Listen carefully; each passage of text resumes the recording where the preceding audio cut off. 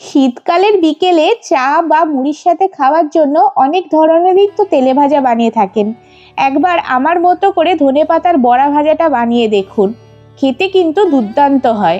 নমস্কার বন্ধু, আজকে আমি আপনাদের তৈরি করে দেখাবো ধনেপাতার বড়া ভাজা।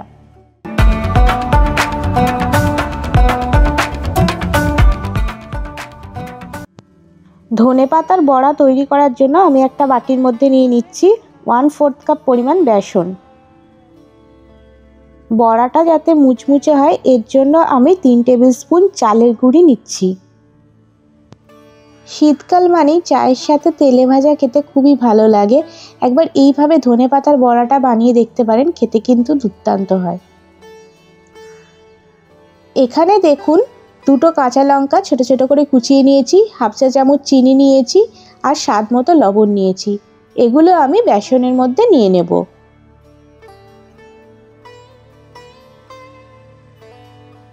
এর মধ্যে হাফ চা চামচের কম দিয়ে দিচ্ছি হলুদের গুঁড়ো,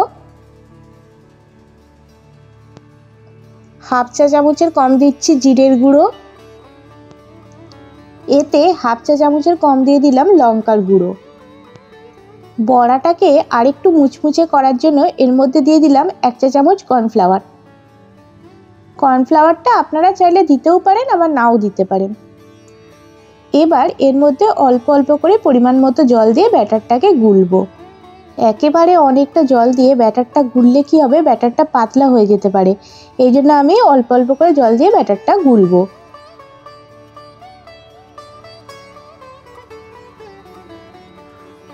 বেসনের ব্যাটারটা খুব ভালো করে ফেটাতে হবে।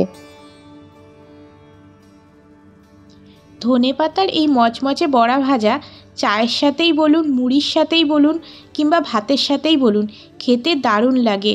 আপনারা একবার এইভাবে ধনেপাতার বড়া ভাজাটা তৈরি করে দেখতে পারেন।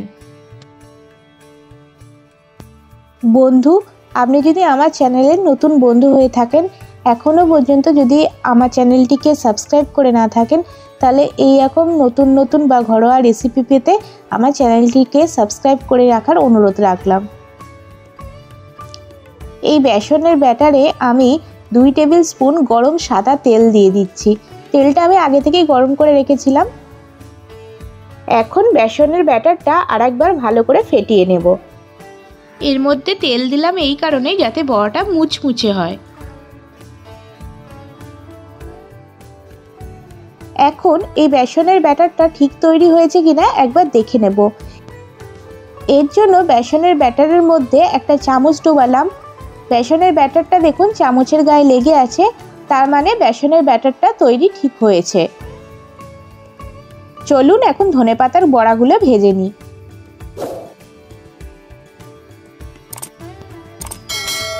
বড়াগুলো ভাজার জন্য গ্যাসে আমি একটা কড়াই বসিয়ে দিয়েছি, আর কড়াইয়ে আমি সাদা তেল নিয়ে নিয়েছি।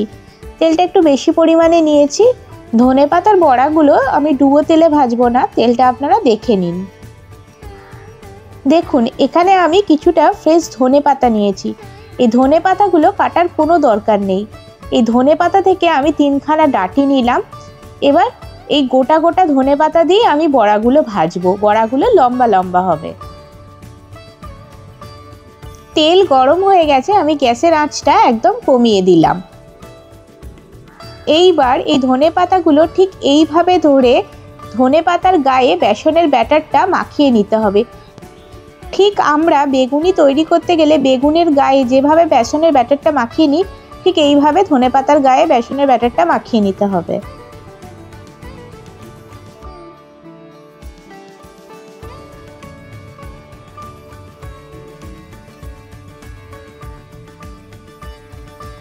এবার দেখুন ধনেপাতা থেকে বেসনের ব্যাটারটা একটু একটু করে ঝরে যাচ্ছে। এবার আমি এই ধনেপাতাটা তেলের মধ্যে দিয়ে দেবো ভাজার জন্য। আর বড়াগুলো যখন ভাজবেন গ্যাসের আঁচটা তখন একদম কম করে দেবেন, এতে করে বড়াগুলো খুব ভালো ভাজা হবে।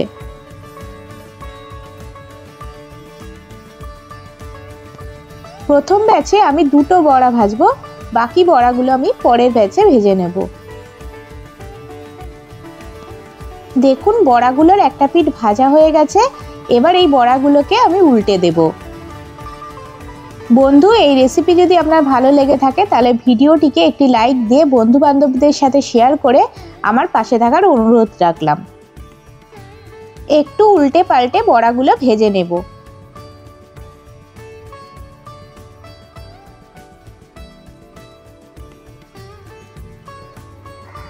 বড়াগুলো ভাজা হয়ে গেছে। এবার তেল ঝরিয়ে বড়াগুলো আমি একটা পাত্রে তুলে রাখবো, আর বাকি বড়াগুলো আমি একইভাবে ভেজে নেব।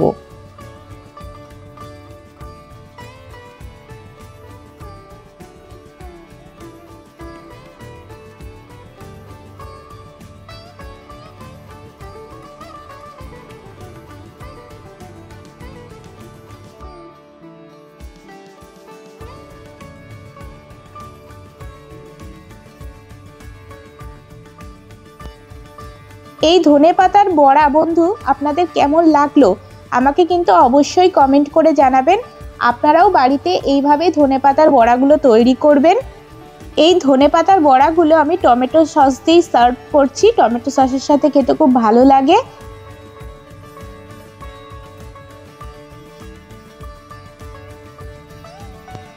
একটা বড়া আমি ভেঙে দেখিয়ে দিচ্ছি। দেখুন বন্ধু, কত সুন্দর হয়েছে ধনেপাতার বড়া। খুব শীঘ্রই ফিরে আসবো নতুন একটা রেসিপির ভিডিও নিয়ে। নমস্কার।